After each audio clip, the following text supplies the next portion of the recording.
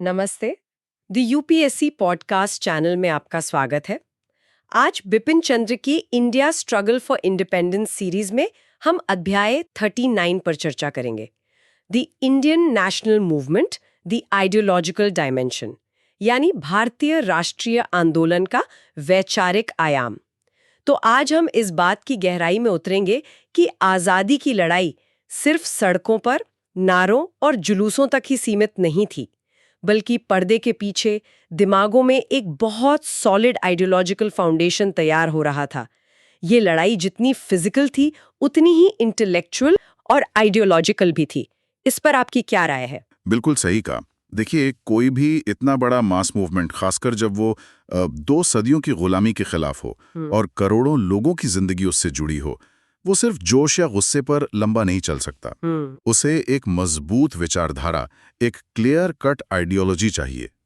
यही आइडियोलॉजी उसे डायरेक्शन देती है, लोगों को एक कॉमन पर्पस से बांधती है और सबसे मुश्किल हालात में भी लड़ने का जज्बा बनाए रखती है। जैसे किसी बिल्डिंग के लिए फाउंडेशन होता है, वैसे ही आंदोलन के लिए आइडियोलॉजी। तो ये समझना बेहद जरूरी है कि भारतीय राष्ट्रीय आंदोलन की वो विचारधारा क्या थी, वो किन परिस्थितियों में बनी और उसने आजादी की लड़ाई को कैसे शेप किया। किताब की शुरुआत में ही एक टर्म आता है, सेंट्रल कॉन्ट्रडिक्शन। कहा गया है कि पूरा राष्ट्रीय आंदोलन इसी सेंट्रल कॉन्ट्रडिक्शन की उपज था, जो कॉलोनियलिज्म यानी उपनिवेशवाद और भारतीय लोगों के हितों के बीच मौजूद था। सुनने में थोड़ा एकेडमिक सा लगता है। इसे आसान शब्दों में कैसे समझें? क्या ये बस अंग्रेजों और भारतीयों के बीच की अनबन थी? नहीं, अनबन से कहीं ज्यादा गहरा मामला था ये। इसे ऐसे समझिए, अंग्रेज भारत में क्यों थे? उनका प्राइमरी ऑब्जेक्टिव था भारत के रिसोर्सेज को एक्सप्लॉइट करना, यहाँ के मार्केट को अपने गुड्स के लिए इस्तेमाल करना और यहाँ से वेल्थ जनरेट करके ब्रिटेन भेजना। ये था ब्रिटिश इंटरेस्ट। दूसरी तरफ थे भारतीय लोग, जिनके हित बिल्कुल उलट थे। हम चाहते थे economic development, social progress, political freedom और अपने देश का भविष्य तय करने का अधिकार। बिल्कुल। अब ये दोनों इंटरेस्ट इनहेरेंटली क्लैश करते थे। अंग्रेजों का फायदा सीधे तौर पे हमारे एक्सप्लॉइटेशन पर टिका था और हमारी तरक्की उनके इंपीरियल स्ट्रक्चर के लिए खतरा थी। ये कोई मामूली डिसएग्रीमेंट नहीं था, ये फंडामेंटल कॉन्फ्लिक्ट ऑफ इंटरेस्ट था। इसी को सेंट्रल कॉन्ट्रडिक्शन कहा गया है। उनका अस्तित्व ही हमारे शोषण पर आधारित था। अच्छा, मतलब ये एक ऐसी स्थिति थी जहां दोनों का एक साथ भला हो ही नहीं सकता था। उनका प्रॉफिट हमारा लॉस। एग्जैक्टली। उनका कंट्रोल हमारी सब्जुगेशन। स्ट्रेट फॉरवर्ड, बिल्कुल। तो फिर सवाल उठता है कि हमारे उस वक्त के नेता जो इस आंदोलन को लीड कर रहे थे, उन्होंने इस बुनियादी टकराव को पहचाना कैसे? क्या ये कोई सडन रियलाइजेशन था, जैसे अचानक दिमाग की बत्ती जल गई हो? नहीं, ये कोई ओवरनाइट डिस्कवरी नहीं थी। ये एक ग्रेजुअल प्रोसेस था, लेकिन बहुत सिस्टमैटिक और एनालिटिकल। हमारे शुरुआती राष्ट्रवादी नेताओं ने, जैसे दादा भाई नौरोजी, आरसी दत्त, जस्टिस रानाडे और अन्य, उन्होंने बाकायदा ब्रिटिश राज की पॉलिसीज, उसके इकोनॉमिक इम्पैक्ट का गहरा अध्ययन किया। अच्छा। उन्होंने आंकड़ों मतलब डेटा का विश्लेषण किया, सरकारी रिपोर्टें पढ़ीं और इस नतीजे पर पहुंचे कि ब्रिटिश शासन भारत को डेवलप नहीं कर रहा, बल्कि सिस्टमैटिकली अंडर डेवलप कर रहा है। उन्होंने महसूस किया कि भारत की बढ़ती गरीबी, भुखमरी, उद्योगों का नाश, ये सब कोई एक्सीडेंटल बाय प्रोडक्ट नहीं, बल्कि ब्रिटिश कॉलोनियल स्ट्रक्चर का इनहेरेंट लॉजिक है। ये तो कुछ ऐसा हुआ जैसे कोई डॉक्टर लक्षणों को देखकर बीमारी की जड़ तक पहुंचता है, बजाय सिर्फ सिम्टम्स का इलाज करने के। हाँ, बिल्कुल। उन्होंने प्रॉब्लम की रूट कॉज को समझा। बिल्कुल। इसी डीप एनालिसिस के आधार पर एक कोहिरेंट और साइंटिफिक एंटी कॉलोनियल आइडियोलॉजी विकसित हुई। नेताओं को यह साफ हो गया कि भारत का शोषण किसी एक अधिकारी की बुरी नीयत या किसी एक नीति की खामी का नतीजा नहीं है, बल्कि ये पूरे कॉलोनियल सिस्टम का एसेंशियल कैरेक्टर है। अच्छा। अंग्रेजों के लिए भारत का शोषण करना उनकी मजबूरी थी। उनके सिस्टम को बनाए रखने के लिए जरूरी था। ये अंडरस्टैंडिंग बहुत क्रिटिकल थी। और इसी अंडरस्टैंडिंग के चलते, जैसा किताब बताती है, 19वीं सदी के आखिर तक नेताओं ने एक्सप्लॉयटेशन के 3 मुख्य चैनल्स पहचान लिए थे। वो कौन से चैनल्स थे जिनसे अंग्रेज भारत को निचोड़ रहे थे? हाँ, उन्होंने बहुत बारीकी से इन तरीकों को आइडेंटिफाई किया। पहला था डायरेक्ट अप्रोप्रिएशन, यानी सीधे सीधे भारत के राजस्व, रेवेन्यू का बड़ा हिस्सा अंग्रेज अधिकारियों की भारी भरकम तनख्वाहों, पेंशन्स और एडमिनिस्ट्रेटिव कॉस्ट पर खर्च हो जाना। ओह। साथ ही युद्धों का खर्च भी भारत पर डाल देना। अच्छा। दूसरा, अनइक्वल ट्रेड। ब्रिटेन के बने माल के लिए भारतीय बाजार खोल दिए गए, जबकि भारतीय माल पर ब्रिटेन और अन्य देशों में भारी ड्यूटी लगाई जाती थी। इसे फ्री ट्रेड इंपीरियलिज्म भी कहा गया। इसने भारत के ट्रेडिशनल हैंडीक्राफ्ट्स और इंडस्ट्रीज को तबाह कर दिया। ओह, ये तो बहुत बुरा हुआ। हाँ, और तीसरा, फॉरेन कैपिटल इन्वेस्टमेंट। अंग्रेजों ने भारत में रेलवे, प्लांटेशंस, माइनिंग आदि में पैसा लगाया, लेकिन इसका सारा मुनाफा मतलब प्रॉफिट वापस ब्रिटेन चला जाता था। अच्छा। यानी हमारे ही रिसोर्सेज से कमाया गया पैसा भी हमारे विकास में लगने के बजाय वापस उनके देश जा रहा था। बाप रे, मतलब पूरी तरह से इकोनॉमिक ड्रेन का मैकेनिज्म बना रखा था। हर तरफ से पैसा बाहर जा रहा था। बिल्कुल। और यहीं से वो मशहूर ड्रेन ऑफ वेल्थ थ्योरी निकल कर आई, जिसका श्रेय अक्सर दादा भाई नौरोजी को दिया जाता है। बिल्कुल सही। ये जो पूरी समझ थी एक्सप्लॉयटेशन के तरीकों की, इसका निचोड़ दादा भाई नौरोजी की ड्रेन ऑफ वेल्थ थ्योरी में सामने आया। उन्होंने अपनी किताब poverty and un-British rule in India में तर्कों और आंकड़ों से ये साबित किया कि कैसे भारत का धन और संसाधन लगातार ब्रिटेन की ओर बह रहे हैं, बिना किसी इकोनॉमिक रिटर्न के। ये थ्योरी सिर्फ एक एकेडमिक कॉन्सेप्ट बनकर नहीं रह गई, बल्कि इसने नेशनल मूवमेंट को एक पावरफुल रैलिंग क्राई दिया। हाँ, ये बात तो है। आम आदमी को यह समझने में मदद मिली कि अंग्रेजी राज उनके लिए आर्थिक रूप से कितना विनाशकारी है। तो ये सिर्फ एक आर्थिक सिद्धांत नहीं था, ये वो चिंगारी थी जिसने आम आदमी के मन में अंग्रेजी राज के खिलाफ पहली बार एक ठोस वजह पैदा की। तो ये समझ तो 19वीं सदी के अंत और 20वीं सदी की शुरुआत में बन गई थी। फिर 1918 के बाद जब गांधी जी के नेतृत्व में आंदोलन का मास फेज शुरू हुआ, तब इस आइडियोलॉजी में क्या नए डेवलपमेंट्स हुए? क्या इसका स्कोप और गहरा हुआ? हाँ, 1918 के बाद दो महत्वपूर्ण बातें हुई।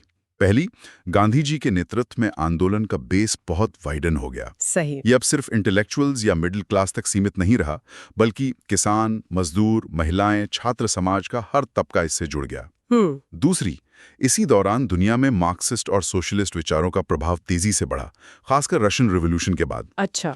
इन दोनों फैक्टर्स ने एंटी कॉलोनियल आइडियोलॉजी को और धार दी। अब नेताओं को ये और ज्यादा साफ हो गया कि सेंट्रल कॉन्ट्रडिक्शन का हल सिर्फ ऊपरी सुधारों से नहीं होगा, बल्कि कॉलोनियल इकोनॉमिक स्ट्रक्चर को फंडामेंटली चैलेंज करना होगा, उसे उखाड़ फेंकना होगा। हर राजनीतिक कदम और आंदोलन की रणनीति कॉलोनियलिज्म के इसी डीप एनालिसिस से जुड़ी होती थी। लेकिन ये जो गहरी बातें थीं, कॉलोनियलिज्म का एनालिसिस, इकोनॉमिक एक्सप्लॉयटेशन के तरीके, ड्रेन ऑफ वेल्थ, क्या ये सिर्फ बड़े नेताओं की बहसों और किताबों तक ही सीमित रहीं? इन्हें आम जनता तक, खासकर गांव में रहने वाले किसानों और मजदूरों तक कैसे पहुंचाया गया होगा? ये तो काफी कॉम्प्लेक्स कॉन्सेप्ट्स लगते हैं। यही राष्ट्रीय आंदोलन की सबसे बड़ी खूबियों में से एक थी।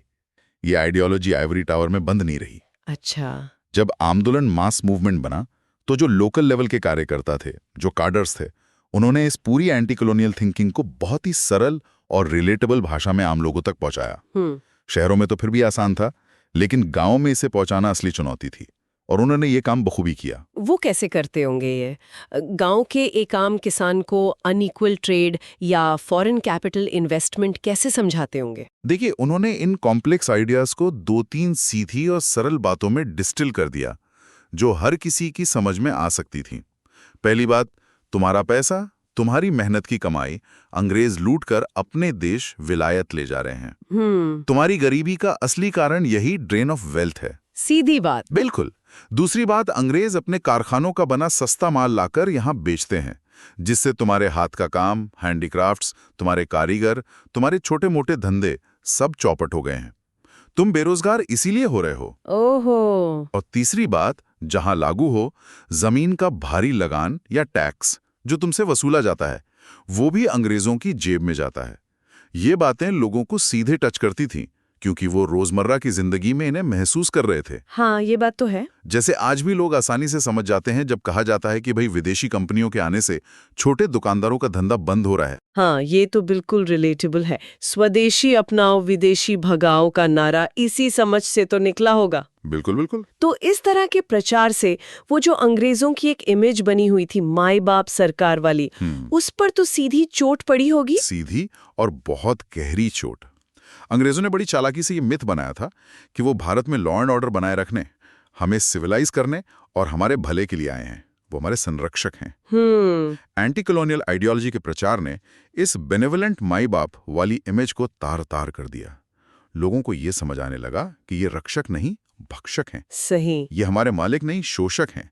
इससे कॉलोनियल रूल की लेजिटिमेसी, उसकी जो मानसिक पकड़ थी लोगों पर, हाँ। वो कमजोर पड़ गई। ये वैचारिक लड़ाई जीतना जमीनी लड़ाई जीतने जितना ही जरूरी था।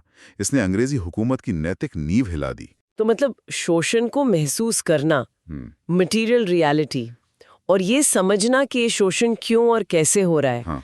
आइडियोलॉजिकल क्लैरिटी, ये दोनों मिलकर ही आंदोलन की ड्राइविंग फोर्स बने। बिल्कुल बिल्कुल। सिर्फ दुख और तकलीफ महसूस करना काफी नहीं होता किसी को अपना सब कुछ दांव पर लगाकर सालों चलने वाले संघर्ष में शामिल होने के लिए। सही बात है। उसके लिए एक आइडियोलॉजिकल कन्विक्शन चाहिए, एक विश्वास चाहिए कि हाँ, हमारी हालत खराब है, इसका कारण ये कॉलोनियल सिस्टम है और इसे बदला जा सकता है। ये जो साइंटिफिक एंटी कॉलोनियल आइडियोलॉजी थी, यही एंटी इंपीरियलिस्ट स्ट्रगल की प्राइम मूवर, उसकी मुख्य चालक शक्ति बनी।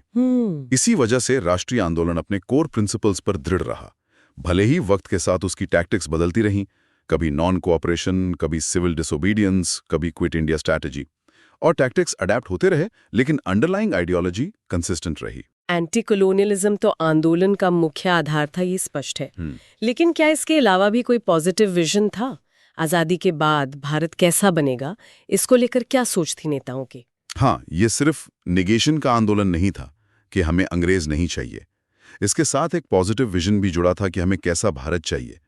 ब्रॉडली आर्थिक क्षेत्र में लक्ष्य था इंडिपेंडेंट कैपिटलिस्ट इकोनॉमिक डेवलपमेंट का, यानी एक ऐसा भारत जो अपनी इकोनॉमिक पॉलिसीज खुद तय करे और इंडस्ट्रियलाइजेशन के जरिए तेजी से विकास करे, भले ही वो रास्ता पूंजीवादी हो। अच्छा। राजनीतिक क्षेत्र में विजन था एक सेकुलर, धर्मनिरपेक्ष, रिपब्लिकन, गणतांत्रिक, डेमोक्रेटिक, लोकतांत्रिक और सिविल लिबर्टेरियन, नागरिक स्वतंत्रता वाला पॉलिटिकल ऑर्डर बनाने का।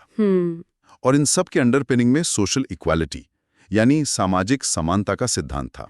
Secular, republican, democratic, civil liberties, social equality, ये तो आज के हमारे संविधान के कोर वैल्यूज हैं। ये कितनी दूर की सोच थी उस वक्त?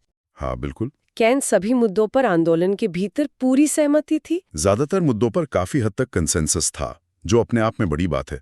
Democracy, civil liberties, secularism, republicanism, इन पर शायद ही कोई बड़ा मतभेद रहा हो। अच्छा। हाँ, एक मुद्दा था जिस पर 1920s के बाद से बहस तेज हुई, वो था इकोनॉमिक स्ट्रक्चर का नेचर।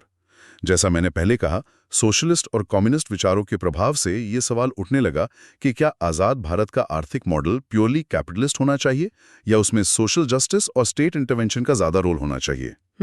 लेकिन पॉलिटिकल स्ट्रक्चर के बुनियादी सिद्धांतों पर लगभग पूरी सहमति थी। डेमोक्रेसी और सिविल लिबर्टीज की बात करें तो क्या ये कमिटमेंट सिर्फ नारों तक सीमित थी या इसे लेकर वाकई गहरा कन्विक्शन था, खासकर तब जब अंग्रेज खुद ही इन्हें कुचल रहे थे? नहीं, ये कमिटमेंट बहुत गहरी और जेन्युइन थी। ये सिर्फ अंग्रेजों से मांगने की चीज नहीं थी, बल्कि इसे राष्ट्रीय आंदोलन ने अपने चरित्र का हिस्सा बना लिया था। अच्छा। ये तब हो रहा था जब ब्रिटिश शासक लगातार ये दलील दे रहे थे कि भारत के लोग, यहाँ का समाज, यहाँ की परंपराएं डेमोक्रेसी के लिए फिट ही नहीं है। हाँ, ये तो वो कहते ही थे। वो कहते थे कि भारतीयों पर तो ऑथोरिटेरियन रूल ही चल सकता है। और विडंबना देखिए, ये कहते हुए वो खुद ही प्रेस की फ्रीडम पर, स्पीच की फ्रीडम पर, एसोसिएशन बनाने की फ्रीडम पर लगातार हमले कर रहे थे। सेडिशन लॉज का खुलकर इस्तेमाल हो रहा था। ये तो कमाल की आयरनी है, वो हमें डेमोक्रेसी के लायक नहीं समझते थे और खुद हमारे यहाँ बेसिक लिबर्टीज खत्म कर रहे थे। हाँ। और हम उनकी गुलामी में रहते हुए उनसे ज्यादा डेमोक्रेटिक वैल्यूज की बात कर रहे थे। बिल्कुल। इसीलिए डेमोक्रेसी और सिविल लिबर्टीज के लिए लड़ना और उन्हें भारतीय कॉन्टेक्स्ट में इंटरनलाइज करना, उन्हें हमारी अपनी पॉलिटिकल संस्कृति का हिस्सा बनाना, ये जिम्मेदारी राष्ट्रीय आंदोलन ने उठाई। शुरू से ही रिप्रेजेंटेटिव गवर्नमेंट और पॉपुलर इलेक्शंस की मांग की गई। तिलक हों, खोखले हों या बाद में गांधी जी और नेहरू, सभी ने अडल्ट फ्रेंचाइज यानी वयस्क मताधिकार की वकालत की, बिना किसी धर्म, जाति, लिंग या शिक्षा के भेदभाव के। ये तो हुई बाहरी मांगों की बात, लेकिन क्या कांग्रेस, जो आंदोलन की मुख्य संस्था थी, अपने अंदरूनी कामकाज में भी इन डेमोक्रेटिक प्रिंसिपल्स को फॉलो करती थी या वहां भी हाई कमांड कल्चर जैसा कुछ था? ये एक बहुत महत्वपूर्ण पहलू है। भारतीय राष्ट्रीय कांग्रेस अपनी शुरुआत से ही काफी हद तक डेमोक्रेटिक फंक्शनिंग पर जोर देती थी। अच्छा। ऐसा नहीं था कि कुछ बड़े नेताओं ने बंद कमरे में फैसला कर लिया और सबने मान लिया। कांग्रेस के अधिवेशनों, सेशंस में रेजोल्यूशंस पर खुली बहस होती थी, अमेंडमेंट्स प्रपोज किए जाते थे और फिर वोटिंग होती थी। बाकायदा वोटिंग? हाँ, बिल्कुल। यहाँ तक कि माइनॉरिटी ओपिनियंस को भी अपनी बात रखने का पूरा मौका दिया जाता था, चाहे वो कितनी भी अनपॉपुलर क्यों ना हो। अच्छा, मतलब जैसे आजकल कॉलेज स्टूडेंट यूनियन के इलेक्शंस में या किसी सोसाइटी की जनरल बॉडी मीटिंग में होता है बहस, तर्क वितर्क, फिर वोटिंग। हाँ, लेकिन शायद उससे कहीं ज्यादा सीरियसनेस और कमिटमेंट के साथ। सोचिए, एक गुलाम देश में एक विदेशी ताकत के खिलाफ लड़ते हुए एक संगठन अपने अंदरूनी मामलों में लोकतंत्र का पालन कर रहा था। ये बात तो सोचने वाली है। ये दिखाता है कि डेमोक्रेसी उनके लिए सिर्फ एक पॉलिटिकल स्लोगन नहीं थी, बल्कि एक डीपली हेल्ड वैल्यू थी, एक वे ऑफ लाइफ थी।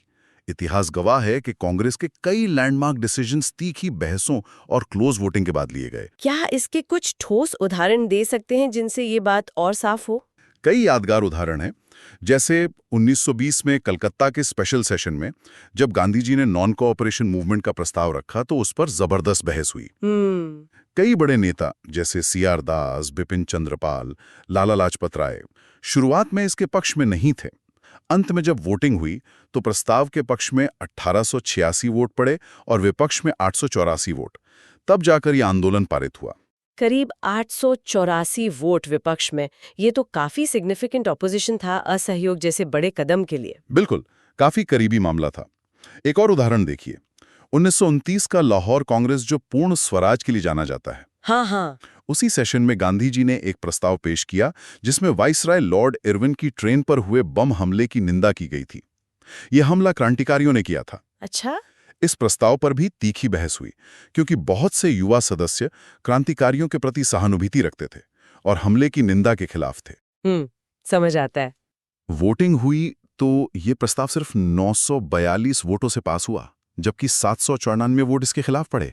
सोचिए कितनी नैरो मार्जिन थी। गजब। मतलब वायलेंस की निंदा जैसे मुद्दे पर भी इतनी खुली असहमति और इतनी करीबी वोटिंग, ये वाकई इंटरनल डेमोक्रेसी का सबूत है। और शायद सबसे स्ट्राइकिंग और प्रेरणादायक उदाहरण 1942 का है।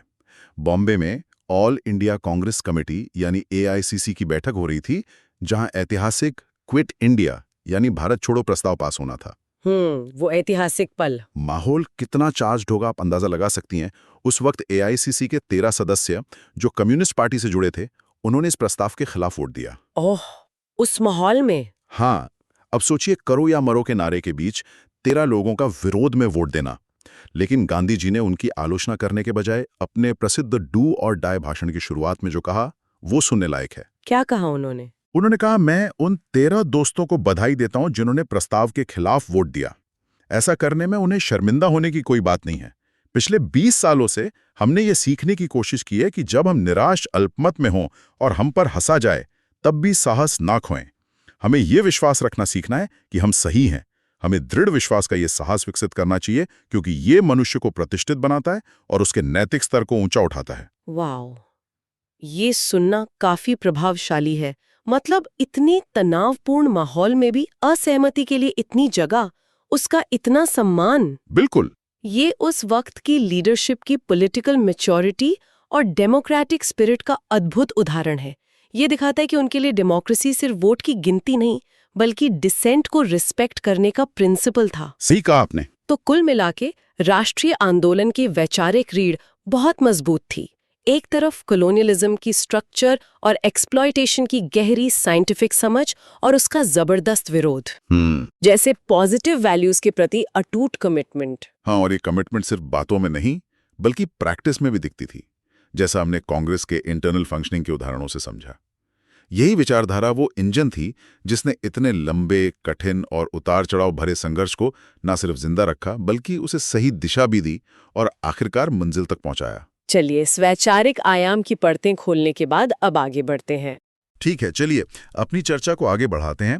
आज हम भारतीय राष्ट्रवादी आंदोलन मतलब इंडियन नेशनलिस्ट मूवमेंट की आइडियोलॉजी और कल्चर के उन पहलुओं में थोड़ा और गहरा उतर रहे हैं जो सिर्फ अंग्रेजों को भगाने की लड़ाई से कहीं ज्यादा थे। हाँ, ये सिर्फ पॉलिटिकल आजादी की बात नहीं थी। बिल्कुल, ये वो फाउंडेशनल आइडियाज थे, वो सोच थी जिसने इस पूरे आंदोलन को और कहीं ना कहीं आज के भारत को भी एक शक्ल दी। हमारे पास जो नोट्स और रिसर्च हैं वो यही दिखाते हैं कि ये सिर्फ सियासी नारेबाजी नहीं थी। सही कहा आपने। ये सिर्फ आज़ादी चिल्लाना नहीं था, ये एक पूरी दृष्टि थी, एक विजन था। हम देखेंगे कि कैसे नागरिक स्वतंत्रताएं, जिन्हें हम सिविल लिबर्टीज कहते हैं, सिविल लिबर्टीज, धर्मनिरपेक्षता यानी सेक्युलरिज्म, देश की जो जबरदस्त डाइवर्सिटी है उसको लेकर एक खास समझ और भविष्य के भारत के लिए एक इकोनॉमिक विजन, ये सब इस आंदोलन के ताने बाने में कैसे बुने हुए थे। बिल्कुल, ये वो आइडियाज थे जिन पर आजादी के बाद के भारत की कल्पना टिकी थी। हालांकि जमीन पर उतारने में अपनी चुनौतियां रहीं, वो एक अलग बात है। हाँ, वो तो है ही। तो शुरुआत करते हैं सिविल लिबर्टी से, नागरिक स्वतंत्रताओं से। सोर्स साफ दिखाते हैं कि भाई शुरू से ही ये आंदोलन इन आजादियों का जबरदस्त हिमायती रहा। बिल्कुल। प्रेस की आज़ादी, बोलने की आज़ादी, एसोसिएशन बनाने की मतलब संगठन बनाने की आज़ादी, इन पर जब भी कॉलोनियल अथॉरिटीज़ ने, अंग्रेजी हुकूमत ने शिकंजा कसने की कोशिश की, हाँ, जो वो अक्सर करते थे, तो नेशनलिस्ट ने डटकर मुकाबला किया। लोकमान्य तिलक का वो मशहूर कथन याद आता है? हाँ, कि प्रेस की आज़ादी और बोलने की आज़ादी ही एक राष्ट्र को जन्म देती है और उसे पालती पोसती है। क्या बात है, कितनी बुनियादी बात कह दी, जैसे ये राष्ट्र के डीएनए का हिस्सा हो। हाँ, और ये सिर्फ कहने की बातें नहीं थीं। गांधी जी का कमिटमेंट तो इसमें कमाल का था। सोचिए, नॉन कोऑपरेशन मूवमेंट अपने चरम पर है, माहौल एकदम गर्म है। जनवरी 1922 की बात है। हाँ बिल्कुल। गांधी जी यंग इंडिया में लिख रहे हैं कि स्वराज, खिलाफत, पंजाब के मुद्दे ये सब जरूरी हैं, पर सरकार ने जो फ्री स्पीच और फ्री एसोसिएशन यानी बोलने और संगठन बनाने की आज़ादी पर हमला किया है, उसके सामने ये सब गौण है। पहले हमें ये बुनियादी अधिकार हासिल करने होंगे, तभी हम अपने बड़े लक्ष्य की ओर बढ़ सकते हैं। अच्छा, मतलब प्राथमिकता बदल दी एक तरह से। बिल्कुल, उन्होंने इसे अपनी जान से भी ज्यादा जरूरी बताया। ये दिखाता है कि उनके लिए ये महज एक राजनीतिक हथियार नहीं, बल्कि एक फंडामेंटल ह्यूमन राइट, एक बुनियादी मानवीय अधिकार था। हाँ, जिसके बिना आजादी का कोई मतलब ही नहीं। सही। और उन्होंने इस बात को और खोला भी, जो आज के माहौल में सुनना और भी जरूरी लगता है ना। हाँ बिल्कुल। उन्होंने कहा कि बोलने की आजादी का असली मतलब तब है जब आपकी बात किसी को बुरी लगे, चुभे, तब भी आप पर कोई हमला ना हो। सोचिए जरा। प्रेस की आजादी का सम्मान तब है जब प्रेस कड़े से कड़े शब्दों में सरकार की आलोचना कर सके, यहां तक कि चीजों को गलत तरीके से पेश भी कर दे, मतलब मिसरिप्रेजेंट भी कर दे। बाप रे। और संगठन बनाने की आजादी तब जब लोग इकट्ठा होकर क्रांतिकारी योजनाओं पर भी चर्चा कर सकें। अगर आज के सोशल मीडिया के जमाने में देखें, जहां जरा सी आलोचना पर लोग ऑफेंड हो जाते हैं, ट्रोलिंग शुरू हो जाती है, एफआईआर की धमकियां मिलती हैं, गांधी जी का बेंचमार्क तो आसमान छू रहा था। ये तो बहुत रैडिकल सोच थी उस जमाने के हिसाब से भी। बिल्कुल रैडिकल। आज तो जरा सी बात पर भावनाएं आहत हो जाती हैं, देशद्रोह यानी सेडिशन जैसे गंभीर आरोप लग जाते हैं। गांधी जी का स्टैंडर्ड तो बहुत ही ऊंचा था। उनका एक और कोट है जो इस बात को और वजन देता है, सिविल लिबर्टी स्वराज की ओर पहला कदम है। पहला कदम। हाँ, ये राजनीतिक और सामाजिक जीवन की सांस है, ये स्वतंत्रता की नींव है। इसमें डाइल्यूशन या कॉम्प्रोमाइज की कोई गुंजाइश नहीं है। ये जीवन का जल है। जीवन का जल मतलब ये ऑप्शनल नहीं है, ये फंडामेंटल है। एग्जैक्टली। जैसे जीने के लिए हवा पानी चाहिए, वैसे ही एक स्वस्थ समाज और राजनीति के लिए नागरिक स्वतंत्रताएं चाहिए। इनके बिना समाज और राजनीति मुरझा जाते हैं, उनमें कोई जान, कोई वाइटैलिटी नहीं रहती। बिल्कुल। और फिर आते हैं जवाहरलाल नेहरू।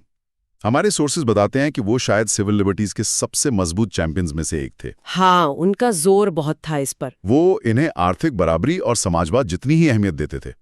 1931 का कराची कांग्रेस सेशन याद कीजिए। हाँ, वो फंडामेंटल राइट्स वाला प्रस्ताव। हाँ, जहां फंडामेंटल राइट्स का मशहूर प्रस्ताव पास हुआ था, जिसे नेहरू ने ही ड्राफ्ट किया था। उसमें साफ तौर पर बोलने और प्रेस के जरिए अपनी राय जाहिर करने की आज़ादी और एसोसिएशन यानी संगठन बनाने की आज़ादी की गारंटी दी गई थी। जी हाँ। ये दिखाता है कि आज़ादी का मतलब सिर्फ अंग्रेजों का बोरिया बस्तर बांधना नहीं था, बल्कि अपने नागरिकों को अधिकार देना, उन्हें एम्पावर करना था। हाँ, और उन्होंने इसे सिर्फ कागज पर नहीं छोड़ा। 1936 में उनके प्रयासों से इंडियन सिविल लिबर्टीज यूनियन यानी ICLU बनी। अच्छा, ICLU? हाँ, ये नॉन पार्टी नॉन सेक्टेरियन थी, मतलब किसी पार्टी या धर्म से जुड़ी नहीं थी। इसका मकसद था नागरिक स्वतंत्रताओं पर कहीं से भी, किसी भी तरफ से होने वाले हर हमले के खिलाफ पब्लिक ओपिनियन बनाना, आवाज उठाना। ये बहुत जरूरी था। हाँ, और नेहरू ने उस समय जो कहा था वो आज भी गूंजता है। अगर सिविल लिबर्टीज दबा दी जाती हैं तो राष्ट्र अपनी सारी जीवन शक्ति खो देता है और कुछ भी बड़ा करने में नपुंसक हो जाता है। इम्पोर्टेंट। हाँ, कितनी गहरी बात। फ्रीडम के बिना राष्ट्र की क्रिएटिविटी, उसकी इनोवेशन की क्षमता, उसकी आगे बढ़ने की हिम्मत सब खत्म हो जाती है। राष्ट्र अंदर से खोखला हो जाता है। सही। और मार्च 1940 में उन्होंने एक और जबरदस्त बात कही, जो आज के एको चेम्बर्स और कैंसल कल्चर के दौर में शायद पहले से ज्यादा रेलेवेंट है। हाँ, क्या कहा था? उन्होंने कहा, प्रेस की आजादी का मतलब ये नहीं कि हम सिर्फ वही छपने दें जो हमें पसंद हैं। ऐसा तो एक तानाशाह भी खुशी खुशी करने को तैयार रहता है। सही बात है। सिविल लिबर्टी और प्रेस की आजादी का असली मतलब है कि हम वो बातें भी होने दें जो हमें पसंद नहीं, हम अपनी आलोचना सुने, हम ऐसे विचारों को भी सार्वजनिक रूप से व्यक्त होने दें जो हमें लगता है कि हमारे मकसद के लिए हानिकारक हैं। अरे वाह, मतलब जैसे आज हम टॉलरेंस या एक्सेप्टिंग डिसेंट कहते हैं। हाँ, नेहरू का बेंचमार्क तो उससे कहीं आगे जाकर इंटेलेक्चुअल करेज यानी बौद्धिक साहस की मांग कर रहा था। हाँ, कि आप विरोधी विचारों को प्लेटफॉर्म दें, उनसे बहस करें, उन्हें दबाएं नहीं। कमाल है। ऊपर मिलाकर देखें, इस आंदोलन ने सालों की मेहनत और बहस मुबाहिसे से लोकतंत्र और नागरिक स्वतंत्रताओं की एक ऐसी आइडियोलॉजी और कल्चर घड़ी। हाँ, एक पॉलिटिकल कल्चर। बिल्कुल, जो डिसेंट के सम्मान पर, अभिव्यक्ति की स्वतंत्रता पर, बहुमत के शासन के सिद्धांत पर, और साथ ही ये बहुत जरूरी है, अल्पसंख्यक विचारों के भी अस्तित्व और विकास के अधिकार पे आधारित थी। ये आखिरी बात बहुत जरूरी है, माइनॉरिटी व्यूज का सम्मान। जी, ये सिर्फ कानूनी बातें नहीं थीं, ये एक पॉलिटिकल कल्चर बनाने की कोशिश थी, और यही सोच आजाद भारत के संविधान की आत्मा बनी। और आज भी ये उतनी ही, बल्कि शायद पहले से ज्यादा जरूरी है। निश्चित रूप से। बिल्कुल। तो ये नागरिक स्वतंत्रताओं की नींव तो समझ आ गई, पर समाज सिर्फ राजनीतिक अधिकारों से नहीं चलता ना। समाज के अपने ताने बाने होते हैं, अपनी जटिलताएं होती हैं। हाँ, बिल्कुल। यहीं पर धर्मनिरपेक्षता यानी सेक्युलरिज्म और जाति और लिंग जैसे मुद्दे आते हैं। सेक्युलरिज्म तो, जैसा सोर्सेज बताते हैं, शुरू से ही राष्ट्रवादी विचारधारा का एक बुनियादी हिस्सा था। हाँ, एक कोर प्रिंसिपल था। हिंदू मुस्लिम एकता पर बहुत जोर दिया गया, खासकर गांधी जी के राष्ट्रीय पटल पर आने के बाद। हाँ, इस पर जोर तो था, लेकिन हमारे सोर्सेज एक कड़वी सच्चाई भी सामने रखते हैं। अच्छा, क्या है वो? वो मानते हैं कि तमाम कोशिशों के बावजूद आंदोलन सांप्रदायिकता यानी कम्युनलिज्म को पूरी तरह मिटाने और देश के विभाजन को रोकने में नाकाम रहा। हाँ, ये तो इतिहास है, दुखद है पर सच है। पर दिलचस्प बात यह है कि सोर्स इसकी वजह सेक्युलर विचारधारा से भटकाव को नहीं मानता। मतलब ऐसा नहीं कि नियत में खोट थी। तो फिर वजह क्या थी? बल्कि सोर्स इशारा करता है कि सांप्रदायिकता से लड़ने की रणनीति यानी स्ट्रैटेजी में शायद कमजोरी थी, और शायद सांप्रदायिकता की जो गहरी सामाजिक, आर्थिक और वैचारिक जड़ें थीं, हाँ, वो socio economic and ideological roots, हाँ, उन्हें पूरी तरह समझा नहीं जा सका।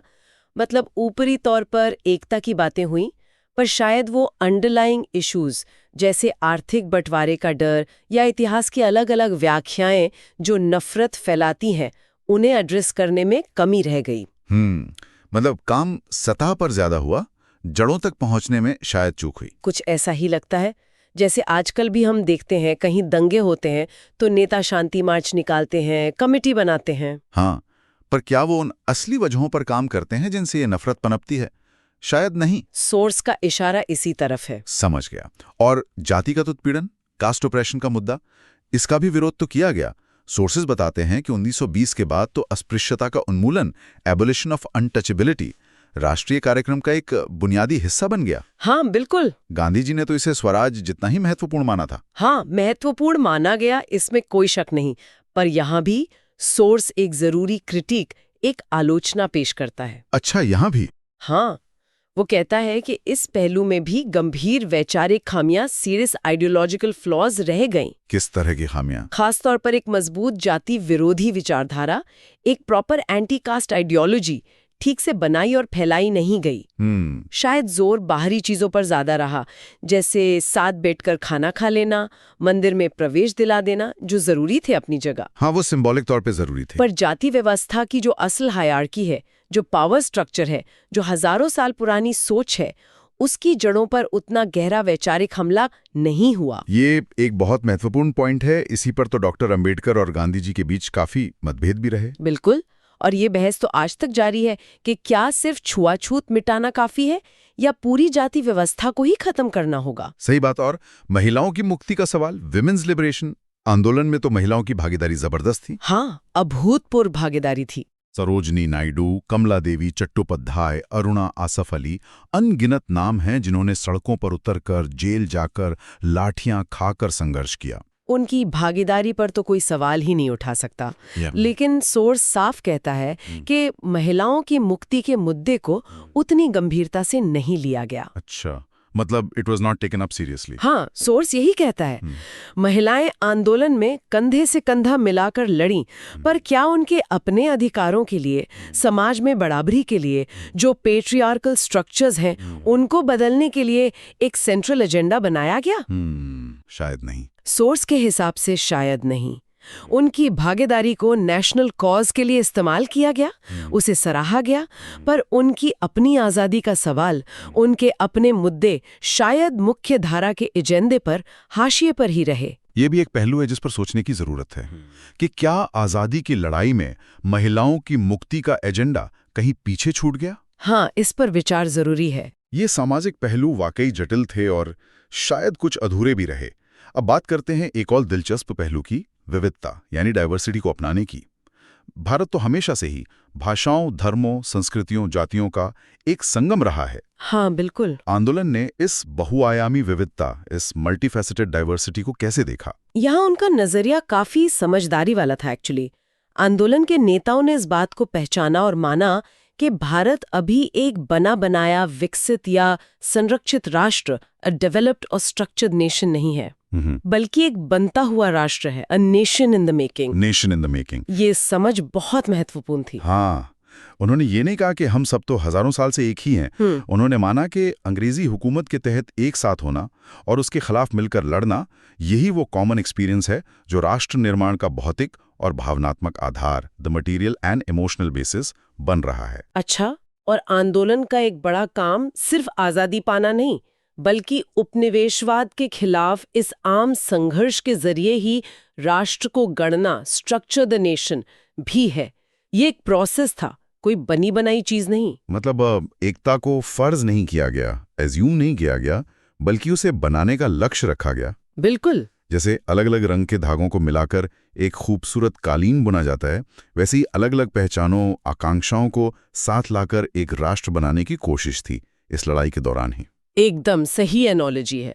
और ये भी समझा गया कि आंदोलन की जो राजनैतिक और वैचारिक प्रथाएं थीं, पॉलिटिकल एंड आइडियोलॉजिकल प्रैक्टिसेस, जैसे जगह जगह जनसभाएं करना, पर्चे बांटना, साथ में जेल जाना, कॉमन इकोनॉमिक डिमांड्स उठाना, ये सब इस राष्ट्र निर्माण की प्रक्रिया, इस नेशन बिल्डिंग प्रोसेस में क्रूशल रोल निभाएंगे। हाँ, ये शेयर्ड एक्सपीरियंसेस ही लोगों को जोड़ेंगे। बिल्कुल। साथ ही ये भी साफ था कि भारतीय लोगों को एक राष्ट्र में एकजुट करने का मकसद क्षेत्रीय, धार्मिक, जातीय और भाषाई मतभेदों को ध्यान में रखकर ही पूरा करना होगा। उन्हें दबाकर नहीं, उन्हें मिटाकर नहीं। हाँ, उन्हें स्वीकार करके, उन्हें अकोमोडेट करके। एग्जैक्टली। जिसे हम आज यूनिटी इन डाइवर्सिटी कहते हैं, उसकी नींव कहीं ना कहीं यहीं रखी जा रही थी, एक ऐसी एकता जो विविधता का सम्मान करे। इसका एक ठोस उदाहरण शायद भाषाई समूहों, लिंग्विस्टिक ग्रुप्स की सांस्कृतिक आकांक्षाओं, कल्चरल एस्पिरेशंस को पूरी मान्यता देना है ना? हाँ, बिल्कुल। हमारे सोर्सेज बताते हैं कि 1921 से ही कांग्रेस ने अपनी प्रांतीय समितियां, प्रोविंशियल कांग्रेस कमेटीज जो थी, उन्हें भाषाई आधार पर बनाना शुरू कर दिया था, ना कि अंग्रेजों द्वारा बनाए गए बड़े बड़े बहुभाषी प्रांतों, मल्टीलिंगुअल प्रोविंसेस के हिसाब से। जैसे वो विशाल मद्रास प्रेसिडेंसी या बॉम्बे प्रेसिडेंसी थी। हाँ, तो आजादी के बाद जो राज्यों का भाषाई आधार पर पुनर्गठन हुआ, उसकी जड़ें कहीं ना कहीं कांग्रेस के इस पुराने फैसले में दिखती हैं। ये दिखाता है कि उन्होंने जमीनी हकीकत को, लोगों की पहचान को पहचाना और सम्मान दिया। हाँ, ये डाइवर्सिटी को एक बोझ नहीं, बल्कि एक ताकत के रूप में देखने की कोशिश थी। उसे नेशनल आइडेंटिटी का अभिन्न हिस्सा बनाने का प्रयास था, न कि उसे मिटाकर एक रूपता, होमोजेनाइजेशन लाने का। और ये उस दौर के हिसाब से एक बहुत मैच्योर पॉलिटिकल अंडरस्टैंडिंग थी। बिल्कुल, खासकर जब दुनिया में कई जगह राष्ट्रवाद का मतलब कल्चरल होमोजेनाइजेशन बन रहा था। चलिए अब इस चर्चा के एक और बहुत अहम हिस्से पर आते हैं, आर्थिक दृष्टि, इकोनॉमिक विजन। आजादी सिर्फ राजनीतिक नहीं होनी थी, आर्थिक भी होनी थी। हाँ, ये बहुत जरूरी था। सोर्स बताते हैं कि आंदोलन ने शुरू से ही और लगभग सर्वसम्मति से देश के पूर्ण आर्थिक परिवर्तन, कंप्लीट इकोनॉमिक ट्रांसफॉर्मेशन का लक्ष्य रखा और इसका आधार माना गया आधुनिक औद्योगिक और कृषि विकास, modern industrial and agriculture development. हाँ, जस्टिस राणा डे से लेकर दादाभाई नौरोजी और बाद के नेताओं तक सब मानते थे कि औद्योगिकरण, इंडस्ट्रियलाइजेशन ही भारत की भयंकर गरीबी दूर करने का रास्ता है। नौरोजी की ड्रेन थियरी ने तो हाँ, उसने तो पूरा नजरिया ही बदल दिया था। बिल्कुल ये स्थापित ही कर दिया था कि कैसे अंग्रेज भारत की संपत्ति लूट कर ले जा रहे हैं और देश को कंगाल बना रहे हैं। हाँ, ये सोच काफी मजबूत थी। गांधी जी इस पर कुछ हद तक अपवाद माने जाते हैं। हाँ, उनके चरखे और ग्राम स्वराज की बात होती है अक्सर। हाँ, पर सोर्स ये साफ करता है कि उन्हें अक्सर गलत समझा जाता है। ऐसा नहीं था कि वो हर तरह की मशीन या उद्योग के खिलाफ थे। अच्छा। उनका विरोध तब था जब मशीनें बहुत सारे लोगों के श्रम को विस्थापित कर दें, मतलब displace the labour of the many. या फिर जब वो कुछ चंद लोगों को बहुतों की कीमत पर अमीर बना दें, enriched the few at the expense of the many। उनका असल विरोध टेक्नोलॉजी से नहीं बल्कि उसके डीह्यूमनाइजिंग और एक्सप्लॉइटेटिव पोटेंशियल से था, उसके अमानवीय और शोषणकारी पहलू से था। सही। बिल्कुल, वो खुद कहते थे कि वो विज्ञान के हर उस आविष्कार का स्वागत करेंगे जो सभी के लाभ के लिए हो, for the benefit of all. हाँ, वो बार बार कहते थे कि वो आधुनिक बड़े पैमाने के उद्योग, लार्ज स्केल इंडस्ट्री के खिलाफ नहीं है, बशर्ते वो मानव श्रम को बढ़ाए और उसका बोझ हल्का करे, ना कि उसे बेरोजगार करे। हाँ, augmented and lightened the burden of human labor। हाँ, उन्होंने एक बार कहा भी था कि सिंगर सिलाई मशीन उन्हें पसंद है क्योंकि वो एक दर्जी का काम आसान करती है, उसकी प्रोडक्टिविटी बढ़ाती है।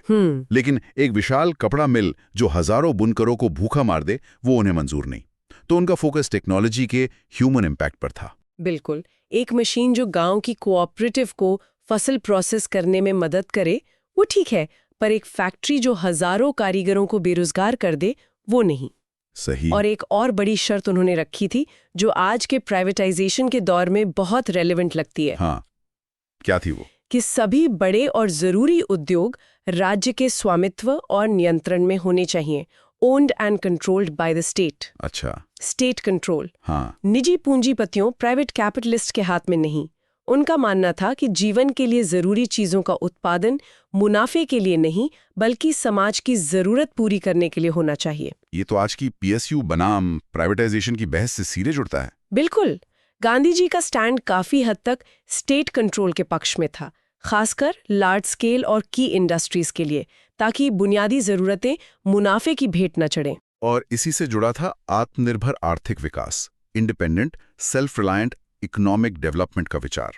ये सिर्फ राजनीतिक आजादी नहीं, आर्थिक आजादी की लड़ाई भी थी। हाँ, इकोनॉमिक इंडिपेंडेंस। इसमें विदेशी पूंजी पर निर्भरता से मुक्ति, इंडिपेंडेंस फ्रॉम फॉरेन कैपिटल, अपना खुद का पूंजीगत सामान या मशीन बनाने वाला उद्योग खड़ा करना। हाँ, इंडिजिनस कैपिटल गुड्स सेक्टर। और अपनी स्वतंत्र विज्ञान और प्रौद्योगिकी, इंडिपेंडेंट साइंस एंड टेक्नोलॉजी विकसित करना शामिल था। मतलब हम अपनी जरूरत की सुई से लेकर जहाज तक खुद बनाएं, दूसरों का मुंह ना ताकें। मेक इन इंडिया का कॉन्सेप्ट नया नहीं है, जैसा आपने कहा। हाँ, ये बात बहुत दिलचस्प है क्योंकि 1840 के दशक से ही ब्रिटिश अर्थशास्त्री और प्रशासक लगातार ये कह रहे थे कि भारत का विकास तभी होगा जब यहाँ विदेशी पूंजी का निवेश होगा, इन्वेस्टमेंट ऑफ फॉरेन कैपिटल होगा। हाँ, उनका तर्क था कि भारत पिछड़ा है, यहाँ पैसा नहीं है, तकनीक नहीं है। हाँ, तो बाहर से आएगा तभी कुछ होगा। लेकिन कमाल की बात है कि लगभग सभी भारतीय राष्ट्रवादी, दादाभाई नौरोजी और तिलक से लेकर गांधी जी और नेहरू तक ने इसका जबरदस्त विरोध किया। क्यों? उनका तर्क क्या था? उनका तर्क था कि विदेशी पूंजी देश का विकास नहीं करती बल्कि उसका अविकास करती है, उसे अंडर डेवलप्ड करती है। ये स्वदेशी पूंजी को, लोकल एंटरप्राइज को उभरने नहीं देती, उसे दबाती है और भविष्य में भी उसके विकास को मुश्किल बनाती है। वो मानते थे कि फॉरेन कैपिटल हमेशा पहले अपने हित देखता है, देश के नहीं। और इसे सिर्फ आर्थिक रूप से नहीं, राजनीतिक रूप से भी हानिकारक माना गया है ना। डर था कि विदेशी कंपनियां धीरे धीरे प्रशासन पर अपना प्रभाव बढ़ा लेंगी और उसे डोमिनेट करने लगेंगी। हाँ बिल्कुल। आखिर ईस्ट इंडिया कंपनी भी तो व्यापार करने ही आई थी। और फिर पूरे देश पर कब्जा कर लिया। राष्ट्रवादियों को ये डर हमेशा सताता रहा कि आर्थिक निर्भरता कहीं दोबारा राजनीतिक गुलामी न ले आए। सही बात है। ये चिंताएं तो आज भी उठती हैं जब हम देखते हैं कि कैसे मल्टीनेशनल कॉरपोरेशंस कभी-कभी पॉलिसी डिसीजंस को इन्फ्लुएंस करने की कोशिश करती हैं। हाँ, ये डर नया नहीं है। इसकी जड़ें हमारे स्वतंत्रता संग्राम में हैं। बिल्कुल। और इसी आत्मनिर्भरता के लक्ष्य को पाने के लिए दादा भाई नौरोजी और रानाडे के जमाने से ही राष्ट्रवादियों ने एक स्वतंत्र और आधुनिक अर्थव्यवस्था बनाने में सार्वजनिक क्षेत्र पब्लिक सेक्टर की महत्वपूर्ण भूमिका देखी। पब्लिक सेक्टर उनका मानना था कि जो बड़े इंफ्रास्ट्रक्चर प्रोजेक्ट्स हैं या की इंडस्ट्रीज हैं वो सरकार को स्थापित करनी चाहिए ताकि देश का नियंत्रण अपने हाथों में रहे और मुनाफा वापस देश के विकास में लगे, ना कि कुछ निजी हाथों में केंद्रित हो। कॉन्सेंट्रेशन ऑफ वेल्थ को रोकना। हाँ, 1930 के दशक तक आते आते नेहरू, गांधी जी और वामपंथी नेताओं लेफ्ट विंग ने भी बड़े पैमाने और प्रमुख उद्योगों लार्ज स्केल एंड की इंडस्ट्रीज में सार्वजनिक क्षेत्र की जोरदार वकालत की ताकि धन का संकेंद्रण कुछ ही हाथों में ना हो जाए। शायद इसी सोच का नतीजा था कि आजादी के बाद भारत ने मिक्स्ड इकोनॉमी का मॉडल अपनाया और कई बड़े PSUs स्थापित किए। जी हाँ, जिन्हें नेहरू ने आधुनिक भारत के मंदिर कहा था। और आर्थिक विकास को दिशा देने के लिए आर्थिक नियोजन इकोनॉमिक प्लानिंग का विचार भी 1930 के दशक के अंत तक व्यापक रूप से स्वीकार कर लिया गया था। हाँ, प्लानिंग का आइडिया जोर पकड़ रहा था। ये काफी हद तक सोवियत यूनियन के पंचवर्षीय योजनाओं के अनुभव से भी प्रेरित था। 1938 में जब सुभाष चंद्र बोस कांग्रेस अध्यक्ष थे, हाँ, बोस के प्रेसिडेंसी में, तब नेहरू की अध्यक्षता में एक राष्ट्रीय योजना समिति नेशनल प्लानिंग कमेटी बनाई गई। इसका काम था आजाद भारत के लिए एक कॉम्प्रिहेंसिव डेवलपमेंट प्लान तैयार करना। ये दिखाता है कि वो सिर्फ आजादी का इंतजार नहीं कर रहे थे, बल्कि आजादी के बाद देश को कैसे चलाना है उसका ब्लूप्रिंट भी साथ साथ तैयार कर रहे थे। बिल्कुल दूर की सोच थी। हाँ, और ये सोच सिर्फ कांग्रेस या वामपंथियों तक सीमित नहीं थी। दूसरे विश्व युद्ध के दौरान कई और योजनाएं भी सामने आईं।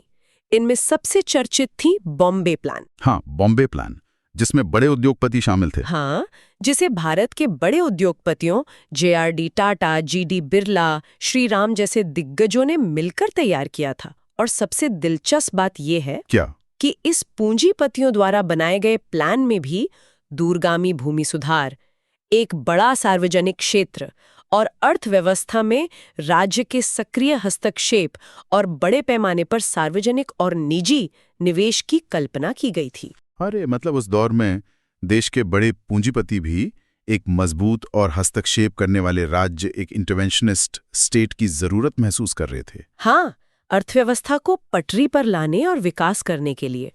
ये आज की प्रचलित सोच से काफी अलग है, जहां अक्सर स्टेट इंटरवेंशन को शक की निगाह से देखा जाता है। वाकई ये बहुत इंटरेस्टिंग पॉइंट है। आखिर में हमारे सोर्सेज एक और अहम पहलू पर रोशनी डालते हैं। इस आंदोलन का विश्व दृष्टिकोण, वर्ल्ड आउटलुक, ये सिर्फ भारत तक सीमित नहीं था। सही बात है, इसका एक इंटरनेशनल डायमेंशन भी था। सोर्स बताता है कि आंदोलन का विश्व दृष्टिकोण उपनिवेशवाद विरोध, एंटी कॉलोनियलिज्म, फासीवाद विरोध, एंटी फैशिज्म, शांति, पीस और सभी राष्ट्रों की स्वतंत्रता, नेशनल इंडिपेंडेंस फॉर ऑल के सिद्धांतों पर आधारित था। Anti colonialism, anti fascism, peace. हाँ, भारत की लड़ाई को सिर्फ भारत की आजादी की लड़ाई नहीं माना गया, बल्कि इसे एशिया, अफ्रीका और दुनिया भर के दबे कुचले लोगों के बड़े संघर्ष का हिस्सा माना गया। ये उसकी समग्र विचारधारा का एक बहुत शक्तिशाली तत्व, अ पावरफुल एलिमेंट था। शायद इसी वैश्विक नजरिए और साम्राज्यवाद विरोधी सोच की झलक हमें बाद में भारत की गुट निरपेक्ष नीति, नॉन अलाइन मूवमेंट, नैम में भी देखने को मिलती है। हाँ, नैम, जहां भारत ने शीत युद्ध के दौर में किसी भी सुपर पावर के खेमे में शामिल होने से इनकार कर दिया और एक स्वतंत्र विदेश नीति अपनाई। बिल्कुल। तो ये थे भारतीय राष्ट्रवादी आंदोलन के कुछ गहरे वैचारिक और सांस्कृतिक आयाम। या जबरदस्त हिमायत से लेकर धर्मनिरपेक्षता और सामाजिक सुधार की जटिलताओं तक, विविधता को अपनाने की समझ से लेकर आत्मनिर्भर आर्थिक विकास और एक अंतर्राष्ट्रीय दृष्टिकोण तक, ये वाकई सिर्फ एक राजनीतिक लड़ाई से कहीं बढ़कर था। हाँ, ये एक नए, आधुनिक, लोकतांत्रिक और संप्रभु भारत की नींव रखने की एक विराट कोशिश थी। अपनी तमाम बहसों, सहमतियों, असहमतियों, सफलताओं और शायद कुछ चूकों के साथ। ये वो बौद्धिक और सांस्कृतिक जमीन थी जिस पर आजाद भारत ने अपने सफर की शुरुआत की, और इन विचारों की प्रासंगिकता, इन पर बहस आज भी जारी है। बिल्कुल, इन बुनियादी विचारों को समझना आज भी जरूरी है। चलिए अब आगे बढ़ते हैं। Okay, let's move our discussion forward. पिछले कुछ हिस्सों में हमने राष्ट्रीय आंदोलन की घटनाओं और रणनीतियों पर बात की। आज जरा इसकी आत्मा में उतरते हैं, मतलब नेशनल मूवमेंट की विचारधारा, उसकी सोच कैसे बनी, कैसे बदली। हाँ बिल्कुल। हमारे पास बिपिन चंद्रा की किताब इंडिया स्ट्रगल फॉर इंडिपेंडेंस का चैप्टर 39 है, the Indian national movement, the ideological dimension.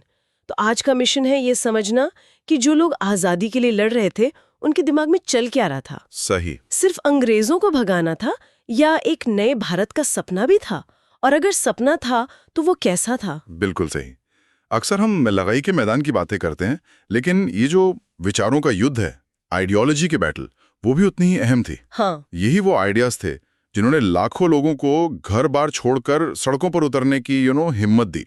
और ये कोई एक सीधी सादी सोच नहीं थी, इसमें कई धाराएं थी, कई लेयर्स थी। अच्छा। आज हम देखेंगे कि कैसे शुरू से ही गरीबों के लिए एक कंसर्न रहा, कैसे सोशलिज्म का असर आया और कैसे गांधी जी के अपने यूनिक विचारों ने इस पूरे आइडियोलॉजिकल लैंडस्केप को शेप किया।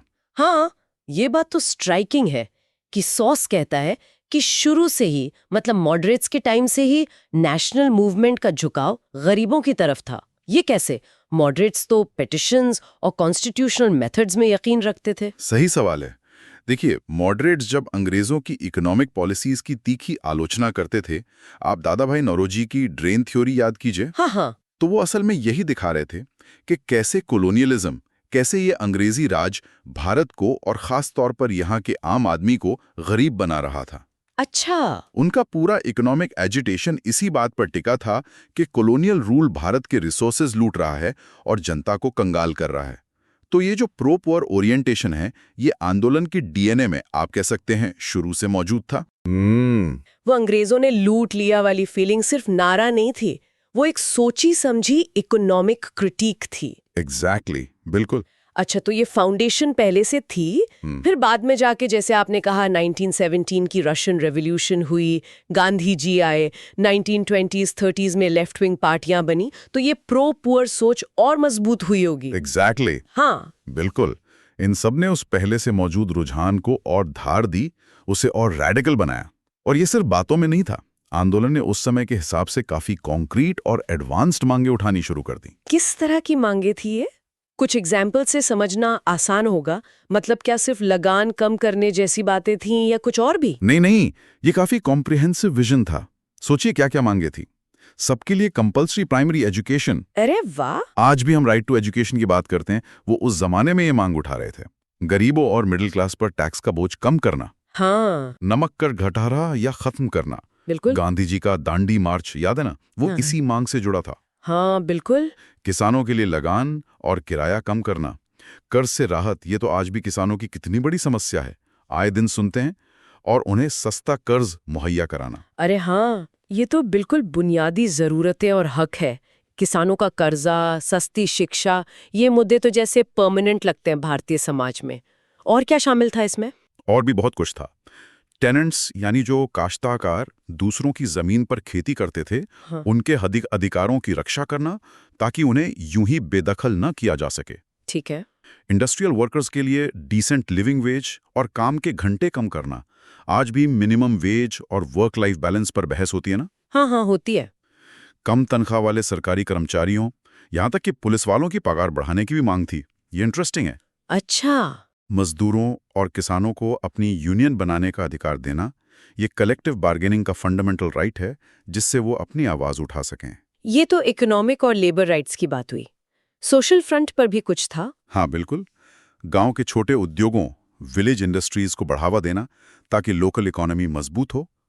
मॉडर्न साइंस और टेक्निकल एजुकेशन को प्रमोट करना, मतलब पिछड़े नहीं रहना है, आगे बढ़ना है। शराबबंदी, eradication of the drink evil, Gandhi ji का इस पर बहुत जोर था।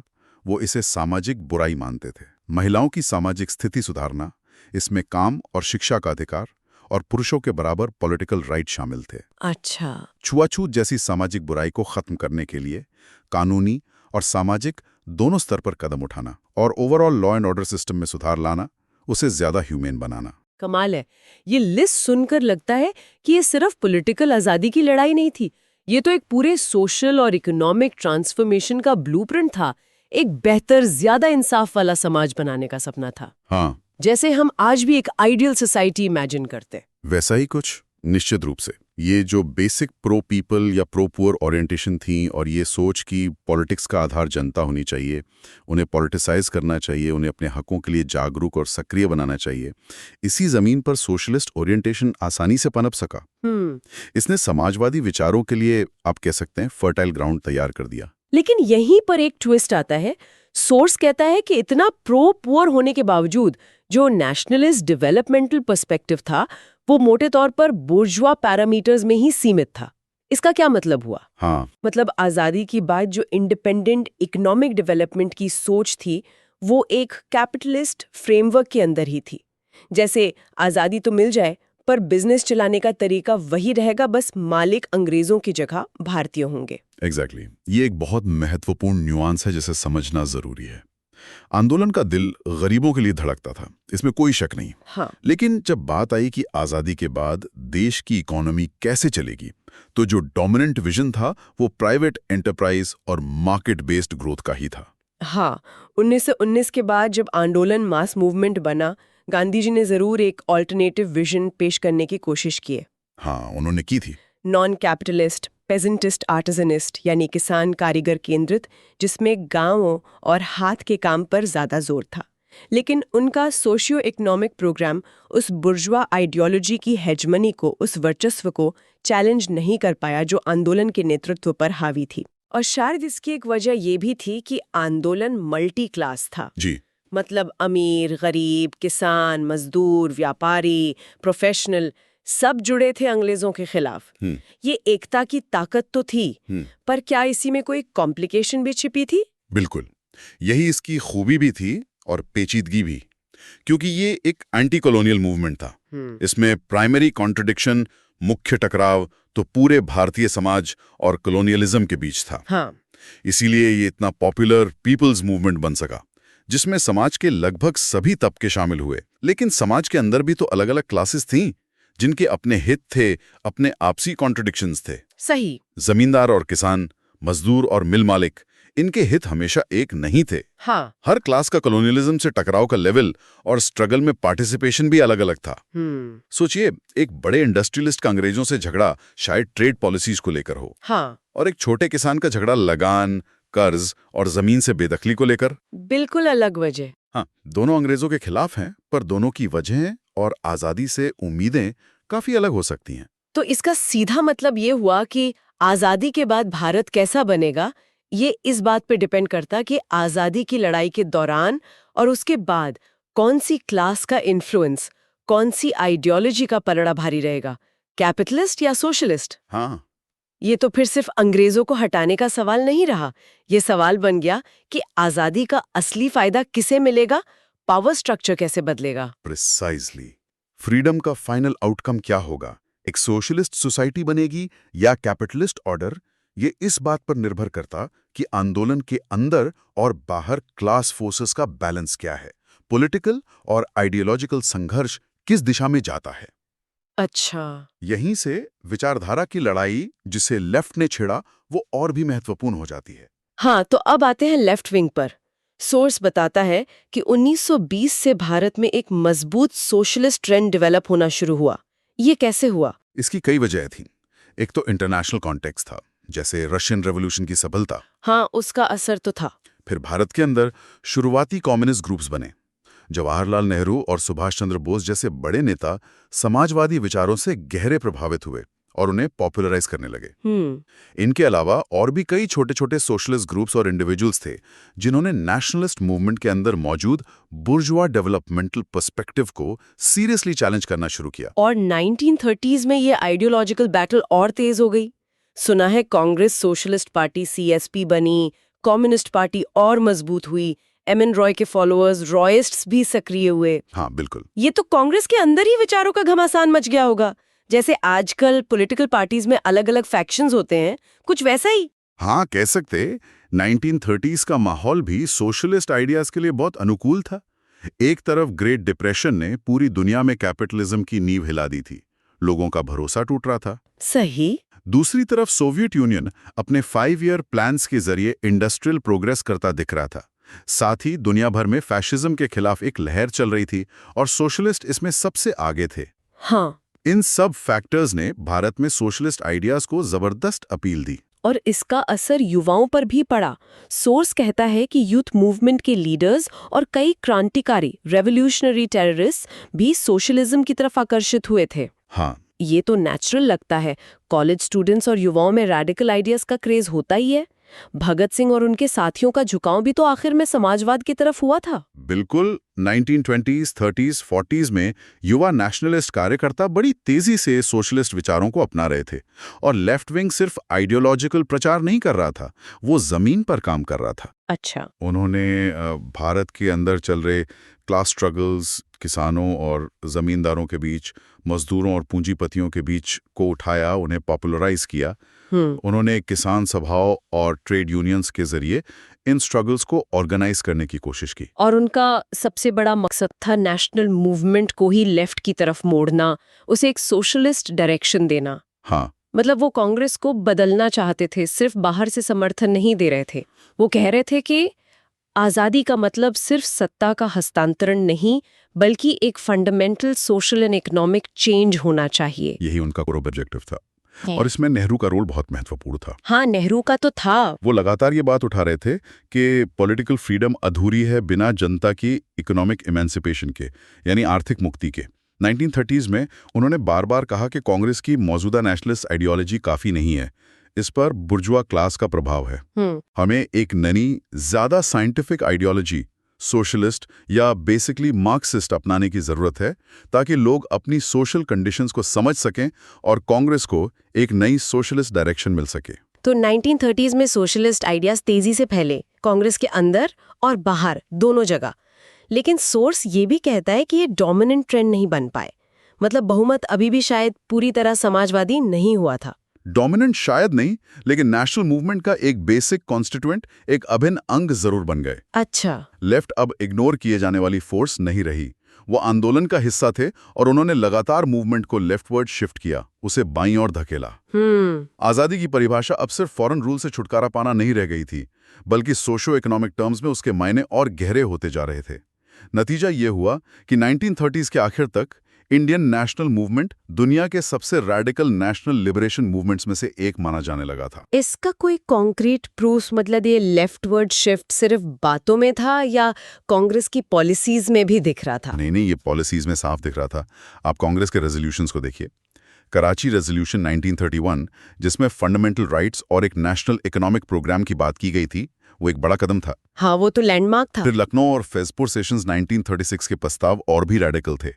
कांग्रेस के 1936 और 1945-46 के इलेक्शन मैनिफेस्टोज उठाकर देखिए, उनमें प्रोग्रेसिव सोशियो इकोनॉमिक पॉलिसीज का वादा था। अच्छा। और जब 1937-39 में कांग्रेस मिनिस्ट्रीज बनी, तो उन्होंने कई प्रांतों में किसानों को राहत देने, मजदूरों के हक में कानून बनाने जैसे इकोनॉमिक और सोशल रिफॉर्म्स लागू करने की कोशिश की। भले उसमें कमियां रही हों, पर डायरेक्शन साफ था।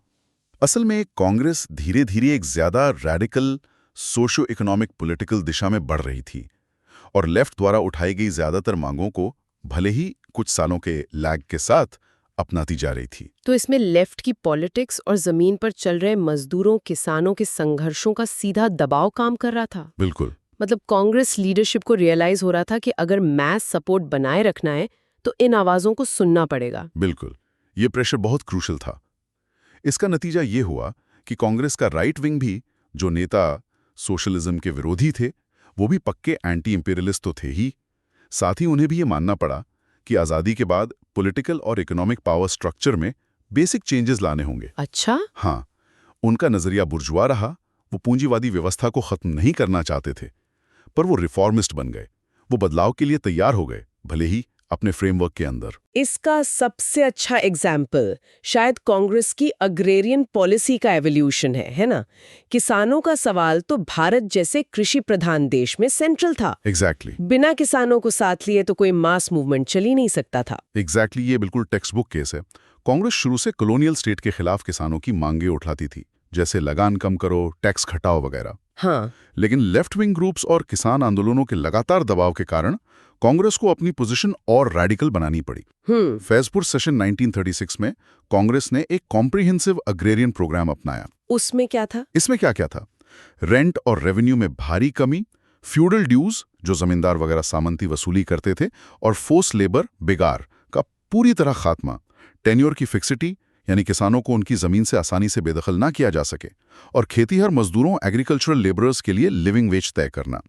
ये तो काफी कॉम्प्रिहेंसिव था। हाँ, और जब कांग्रेस मिनिस्ट्रीज बनी 1937 में, तब उन्होंने इस प्रोग्राम पर अमल करने की कोशिश की। हाँ, कोशिश तो की होगी। हाँ, 1937-39 के दौरान अलग अलग प्रांतों में कांग्रेस सरकारों ने अपनी अपनी कैपेसिटी और पॉलिटिकल विल के हिसाब से टेनेंट्स के अधिकारों की रक्षा करने और साहूकारों मनी लेंडर्स द्वारा होने वाले शोषण को रोकने के लिए कानून बनाए। ठीक है। और फिर सबसे बड़ा कदम आया 1945 में, जब कांग्रेस वर्किंग कमेटी ने लैंडलॉर्डिज्म, जमींदारी प्रथा को खत्म करने का रेजोल्यूशन पास किया और जमीन जोतने वाले की land belonging to the tiller की पॉलिसी अपना ली। अरे वाह।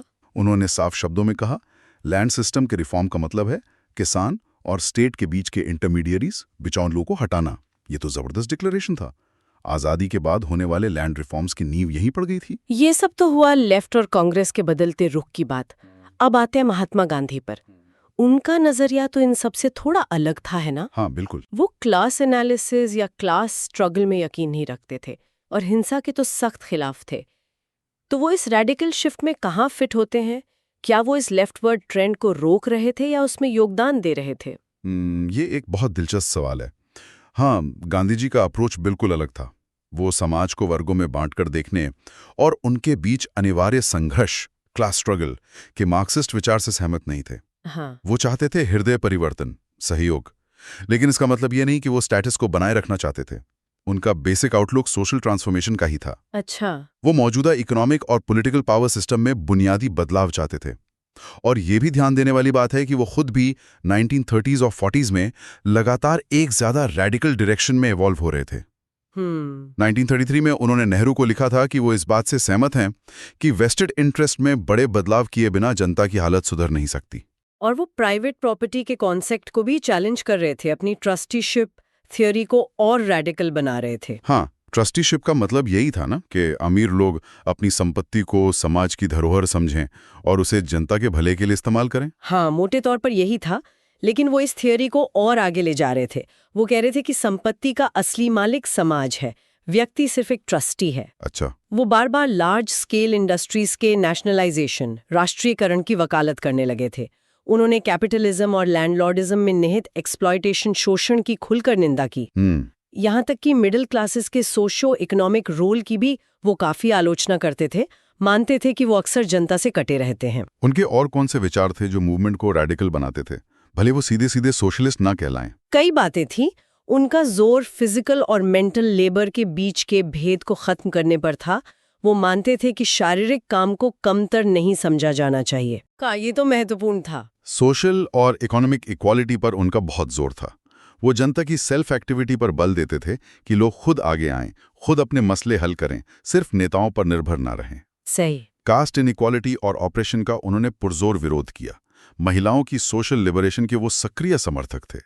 उनका पूरा लेखन, उनकी पूरी सोच हमेशा समाज के सबसे शोषित, पीड़ित, दबे कुचले तबके के पक्ष में झुकी हुई थी। ये सारी बातें, भले ही वो मार्क्सवादी शब्दावली इस्तेमाल ना करते हों, मूवमेंट को अंदर से एक रेडिकल थ्रस्ट देती थी। और सबसे स्ट्राइकिंग बात शायद उनका एग्रेरियन रेडिकलिज्म की तरफ बढ़ना था। जैसा कि सोर्स में जिक्र है, किसानों के सवाल पर वो वक्त के साथ काफी रेडिकल होते गए। बिल्कुल, ये उनके विचारों का एक रिमार्केबल एवोल्यूशन है। 1937 में उन्होंने कहा था, ये सच है कि जमीन आज लोगों की नहीं है, लेकिन जमीन और सारी प्रॉपर्टी उसकी है जो उस पर काम करेगा। दुर्भाग्य से वर्कर्स इस सिंपल फैक्ट से अनजान रखे गए हैं। फिर 1942 में उन्होंने इसे और भी साफ शब्दों में दोहराया, जमीन उनकी है जो उस पर काम करेंगे और किसी की नहीं। ये तो सीधा सीधा लैंड टू द टिलर का सिद्धांत है जो लेफ्ट पार्टियां कह रही थीं। हाँ, बिल्कुल। और वो लुइस फिशर वाला इंटरव्यू तो कमाल का है 1942 का, जिसमें वो जमीन पर कब्जे की बात करते हैं। वो किस्सा जरा बताइए। हाँ, जून 1942 में अमेरिकी पत्रकार लुइस फिशर ने गांधी जी से पूछा कि आज़ादी के बाद किसानों की हालत सुधारने का उनका प्रोग्राम क्या है। गांधी जी ने बेबाकी से कहा, किसान जमीन ले लेंगे। अच्छा। हमें उन्हें कहने की जरूरत नहीं पड़ेगी कि जमीन ले लो, वो बस ले लेंगे। फिशर थोड़ा हैरान हुए, पूछा, क्या जमींदारों को मुआवजा कॉम्पनसेशन मिलेगा? गांधी जी का सीधा जवाब था, नहीं, कॉम्पनसेशन देना फिस्कली इम्पॉसिबल होगा। यानी सरकार के पास इतना पैसा ही नहीं होगा कि वो सारे जमींदारों को मुआवजा दे सकें। फिर फिशर ने पूछा कि जब आप अगला सिविल डिसोबीडियंस मूवमेंट छेड़ेंगे तो वो कैसा दिखेगा? हाँ, तो गांधी जी ने कहा कि गांव में किसान टैक्स देना बंद कर देंगे, अपना नमक खुद बनाएंगे, और अगला कदम होगा जमीन पर कब्जा करना, सीज द लैंड। हाँ। फिशर ने फिर पूछा, हिंसा के साथ? गांधी जी का जवाब था, हिंसा हो सकती है, पर यह भी हो सकता है कि लैंडलॉर्ड कोऑपरेट करें। कैसे कोऑपरेट करें? भागकर कोऑपरेट करें। ये गांधी जी का टिपिकल ह्यूमर और रियलिज्म का मिक्स था। बिल्कुल। फिशर ने फिर पॉइंट आउट किया कि लैंडलॉर्ड शायद हिंसक विरोध करें। गांधी जी ने माना, कहा, शायद 15 दिन केओस रहेगा, पर मुझे लगता है हम उसे जल्दी कंट्रोल कर लेंगे। फिशर ने बात पक्की करने के लिए फिर पूछा, मतलब बिना मुआवजे के जब्ती, confiscation without compensation? Gandhi ji ने दृढ़ता से कहा, बिल्कुल, किसी के लिए भी लैंडलॉर्ड्स को कॉम्पेंसेट करना फाइनेंशियली इम्पॉसिबल होगा। वाओ, ये बातें गांधी जी कह रहे थे। वो गांधी जी जो अहिंसा के सबसे बड़े पैरोकार थे, वो किसानों द्वारा जमीन पर कब्जा करने और बिना मुआवजे के जब्ती की बात कर रहे थे। हाँ। ये दिखाता है कि 1942 तक आते आते वो जमीनी हकीकत और किसानों की जरूरत को लेकर कितने रैडिकल हो चुके थे और बदलाव के लिए कितने कमिटेड थे। सही कहा। ये उनके विचारों के एवोल्यूशन को भी दिखाता है, और ये भी कि वो जनता की नब्ज को कितनी गहराई से समझते थे। भले ही उनका रास्ता वर्ग संघर्ष का नहीं था, लेकिन उनकी मंजिल भी एक रैडिकल सोशल ट्रांसफॉर्मेशन ही थी, जहां सत्ता और संपत्ति कुछ हाथों में केंद्रित न रहें। तो चलिए इस डिस्कशन को समेटते हैं। कुल मिलाकर अगर हमें नेशनल मूवमेंट की आइडियोलॉजी को समझना हो तो वो क्या थी? एक तरफ तो साफ सुथरी एंटी कॉलोनियल आइडियोलॉजी थी, अंग्रेजों भारत छोड़ो। हाँ। पर उसके साथ एक विजन भी जुड़ा हुआ था। कैसा विजन था वो? वो विजन था एक ऐसे भारत का जो सिविल लिबर्टेरियन हो, यानी जहां लोगों को नागरिक स्वतंत्रताएं हासिल हों, बोलने की, लिखने की, संगठन बनाने की आजादी हो। ठीक है। का कोई मजहब न हो और सभी धर्मों का बराबर सम्मान हो, और सोशली रेडिकल हो, यानी सामाजिक रूप से प्रगतिशील हो, जहां जाति, लिंग या धर्म के आधार पर भेदभाव न हो। इकोनॉमी के मामले में विजन था कि भारत की अर्थव्यवस्था फॉरेन कंट्रोल से पूरी तरह मुक्त हो और इंडिपेंडेंट, सेल्फ रिलायंट तरीके से डेवलप करे। और यही मजबूत एंटी कॉलोनियल आइडियोलॉजी, ये प्रोग्रेसिव विजन और ये प्रो पोर रेडिकल सोशियो इकोनॉमिक ओरिएंटेशन, इन्हीं चीजों ने आंदोलन को इतनी ताकत दी। बिल्कुल। उससे सिर्फ कुछ पढ़े लिखे इलीट्स का आंदोलन न रहने देकर एक जेन्युइन पॉपुलर पीपल्स मूवमेंट बनाया। बिल्कुल। इसी वजह से ये महज कुछ वकीलों, डॉक्टरों, बुद्धिजीवियों का आंदोलन न रहकर आम जनता का, करोड़ों किसानों, मजदूरों, छात्रों, महिलाओं का आंदोलन बन पाया। हाँ। इसमें विचारों की ये गहराई, ये विविधता, ये इंटरनल डिबेट और ये लगातार विकसित होता हुआ रेडिकलिज्म, यही इसकी असली ताकत थी, जिसने इसे दुनिया के सबसे अनोखे और कामयाब राष्ट्रीय मुक्ति आंदोलनों में से एक बनाया। Okay, so we hope you liked our today's discussion on Chapter 39, The Indian National Movement, The Ideological Dimension of India's Struggle of Independence by Bipin Chandra. For more such discussions on UPSC topics, subscribe to the UPSC podcast channel. Dhanyavad. Jai Hind.